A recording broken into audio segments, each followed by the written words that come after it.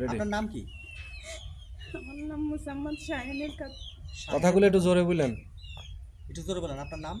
আমার নাম মোসাম্মদ শাহিনুর খাতুন। আচ্ছা, কি ঘটনা একটু বলেন তো সংক্ষিপ্তভাবে।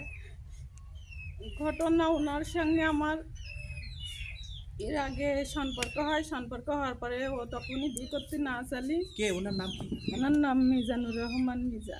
আচ্ছা, পরে যখন বাইরের মানুষ নানান কথা কয়, তখন আমি কই আমরা এসে বিয়ে করি না করি, তুমি এরকম আমার বাড়ি আসা যা করো, মানুষে খারাপ কয়। আমার ছেলে ডাকি জিজ্ঞাসা করে, পরে কয়েছে যে আমি তোমাকে বিয়ে করবো।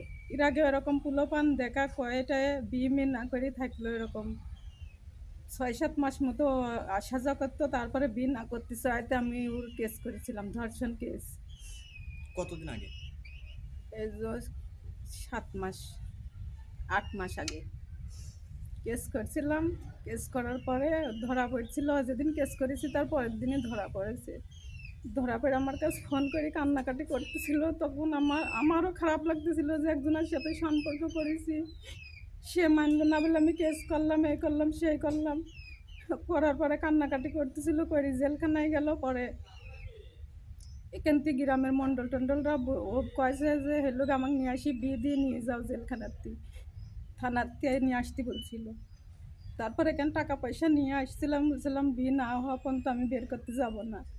পরে মন্ডল টন্ডলরা চলে আসলো, উনি আর এই ভাটারে যে পার্টনাররা, ওরাই বেশি দুষ্টু, ওর কারণে আরও বেশি পার পায়।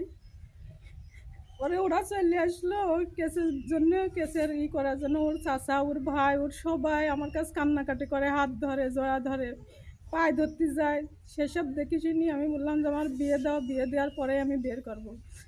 বলছে যে না, বিয়ে দেওয়ার পরে আর বের করা দেন না, আগে বের করো, বাড়ি আসি বিয়ে করবি না। আমি বললাম না, বাড়ি আসি বিয়ে করবি না, দরকার হলে বাড়ি এসে আমাকে ওর ডিভোর্স দিয়ে দিই, তাও আমি সমাজে এসে দাঁড়াতে পারবো, চল দুটুকু কী করি। বললো যে না, আমি একটা সম্মানীয় লোক, ওর চাচা ওই কথা কইলো, ওই কথা কয়, কান্নাকাটি করছে। পরে আমি বিশ্বাস করিনি। তখন বলছে যে যদি কোরআন মিথ্যে হয়ে যায় তাও আমার কথা মিথ্যা হবে না। ওই কথার উপরে আমি ওর জামিন করে নিয়ে আসি। জামিন করে নিয়ে আসি, কোর্টে জামিন করতে যায়। তখন জজ সাহেব আমার জিজ্ঞাসা করে, উকিল আগে আমাকে বলছে যে ভাবি আপনি তো, আমি বলছি ভাই আমার তো বিয়ে হয়নি, তো আমি কোর্টে যাই কী করবো। বলছে যে কোর্টে যাতে একটা কিছু করা লাগবে। বলছি কোর্টে ওইটা আমি বলবো যে ও যাই আমাকে বিয়ে করবি। বলছে যে না, এই কথা বললে যাবেন দিবেন না, ভাই খুব অসুস্থই ছিল ও ভিতরে তখন। তাই দেখি, তো আমি বললাম তাহলে আমি কি বলবো। বলছে বিয়ে তো আপনার হবেই, আজ হলেও হবে, কাল হলেও হবে, আপনি কোর্টে ওইটি বলেন যে ৫ লাখ টাকার বিনিময়ে আমি ওর হলো জামিন করে নিয়ে যাচ্ছি, কোর্টে বিয়ের কথা বলার দরকার নেই।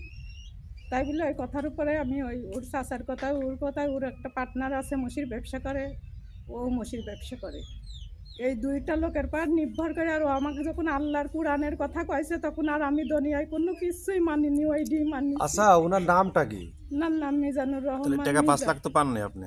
না, আমি টাকা নিইনি। আমি কইছি তোমার হারাম টাকা আমি নেব না, যদি তোমার বি করি 1 টাকা দাও তাও নেবো, যদি না দাও নাই, কিন্তু আমাকে বি করো, তুমি আমাকে বি করে আমার জানটা বিক্রি দাও, আমার ছেলে দুটো বুক করে আমি থাকি। আমার ছেলেও যা কয়েছে যে কাকু তুমি আর আম্মুক বি করো, আর আম্মুক খাতেও দেওয়া লাগবে না, পত্র দেওয়া লাগবে না, কিচ্ছু দেওয়া লাগবে না। আমার আম্মুর জীবনে খুব অসহায়, আমার বাপটা মরে গেছে 13 বছর।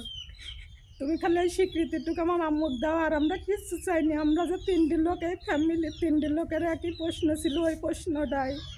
আপনার ছেলে কিন্তু কয়টা? নিজে আমার এমন অসহায় করে পথে নামা দিঘিছে। আমি কইছি তুমি আমার টাকা পয়সা কিছু দিও না, কিন্তু আমার পথে নামায়ও না। আপনার ছেলে কয়টা? আমার 2টা ছেলে, বয়স কত? একটার বয়স 25 বছর, একটার বয়স 14 বছর। আচ্ছা, এখন আমার প্রশ্ন হলো কিন্তু যে আমি এই মিরাজের সাথে আপনার সম্পর্কটা কতদিন? মিজান। সম্পর্ক আমার প্রায় 14-15 মাস। আজ থেকে সম্পর্কটা হলো কিভাবে? সম্পর্কটা হয়েছে ওই যে ওই জায়গায় ভাটার এখানে আসে যায়, আমি বাইরে টাইরে সেরকম একটা যাইনি। ওই যে আমার ছোট্ট একটা নাতিন, ওই যে নাতিন, ওই নাতিনটার সূত্র ধরেও আমার বাড়ি আসে। তারপরে ওই 2 দিন আমার বাড়ি আসার পরে ওই রিজাউল, ওর পার্টনার, উনি আমার চাচা হয় সম্পর্কে, গ্রামের মানুষ।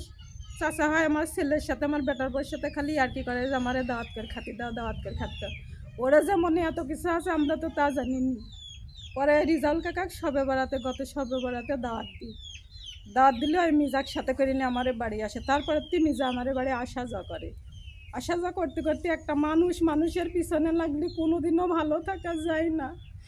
যদি তাই থাকা যায় তো তাহলে আমার ছোট্টবেলায় 12 বছরের সময় বিয়ে হয়েছে এই চোখের নালের ওই পারে আমার মার বাড়ি।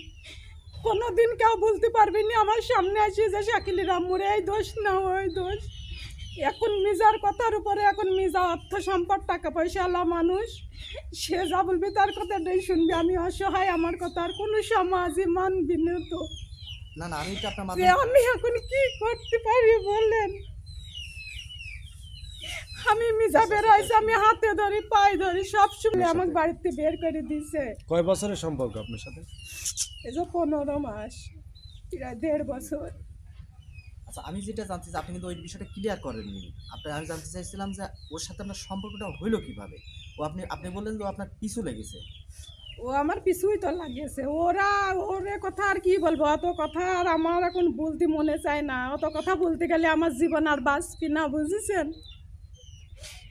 ওরা যা আমার পিছনে আমার এই দেশ সমাজ আমাকে করছে, আমি এই কথাটা বলতে গেলে আমার দুটো ছেলে একদম দুনিয়ার মাওড়ায় যাবে, এমনকি আমার বংশ নিপাতে যেতে পারে। ওরা বলতে কাদেরকে বোঝাচ্ছেন আপনি?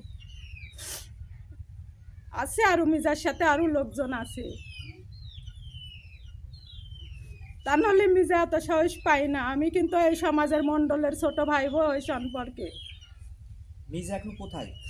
মিজা কোথায় জানিনি আমি মিজার বাড়িতে 2 দিন ছিলাম। কালকে এই যে গত রাত্রে আমি সন্ধ্যায় বাড়ি আইছি। মিজার আমি বাড়ি ওর বাড়ি গেছিলাম, ওর চাচা আমার সাথে করে সব কিছু করেছে। আমি কইছি কাকু তোমার ছেলের জন্য আমার কাছে জান ভিক্ষি চাইছো, আজকে আমি তোমার কাছে আমার জান ভিক্ষি চাইতে আইছি। শেষ ছেলে বুঝাতে পারিনি, ছেলে বলিস আমি চাচার ধার ধারিনি। কিন্তু যেদিন ও জেলখানায় ছিল চাচা ছাড়া আর কেউ ছিল না। মিজা এখন কি চাচ্ছে? তাই আমাকে ওর চাচার বাড়ি রাখি, ওর চাচা বাড়ি ঘর ধরে ওই রকমই আমার উপর দিতে চলে গেছিল। পরে আবার ওর মিজার ছোট ভাই বউ আমার ঘরের থেকে বের করি, ঘরে তালা মারি দেয়। পরে আমি সন্ধ্যায় বাড়ি আসি। মিজার সাথে আপনার সর্বশেষ কতদিন আগে কথা? মিজার সাথে যে গতকালকে রাত্রেও কথা বলেছি ওর বাসায় থেকে। আমি বললাম আমি তোমার বাসায় আইছি, তুমি এখানে আসো, আইসি এই ঝামেলাটা মিটা দাও, তুমিও ভালো থাকো আমিও ভালো থাকি। কিন্তু একটা মানুষই না, যদি মানুষ হয়তো ওর একটু ভিতরে রহমত আসতো। ও কি বলছে রাত্রি? ও কয় আমি দাদার আমার ফোন দিও না, আমাকে আসিয়ে বিয়ের কথা টথা বললে আমাকে নানান রকম হুমকি দেখায়। কি বলে? বিয়ের কথা বলবা না, আমার সাথে ফোনে কথা বলবা না। আমি বলেছি তোমার তো আমি কিচ্ছুই নিইনি, তুমি যদি একটু ফোনেও আমার সাথে কথা না বললো আমি তো জীবনে বাঁচতেই পারছি না। ধানাই বানাই করে বিভিন্ন ভাষা দিয়ে কথাবার্তা বলে। আচ্ছা, সর্বশেষ কথা হলো আপনি এখন কি চাচ্ছেন? আমি এখন ওর বিচার চাই। ও আমাকে হয় বি করবি, নাই বিচার চাই, না হলে আমি আত্মহত্যা করব। আমার জীবন বাঁচানোর মতন আর কোনো পথ নাই, আর কোনো সময়ও নাই। আমি এই যেদিন দিয়ে ওর এই কেসের পিছনে আপনার জীবনের চাইতে বেশি আমি আমার জীবনের চেয়ে বেশি ভালোবাসি ওকে। আমি বলি তুমি যদি বলো যে তোমার জীবনটা তুমি বের কর দাও, আমি এক্ষুনি বের করে দেবো তোমার হাতের উপরে।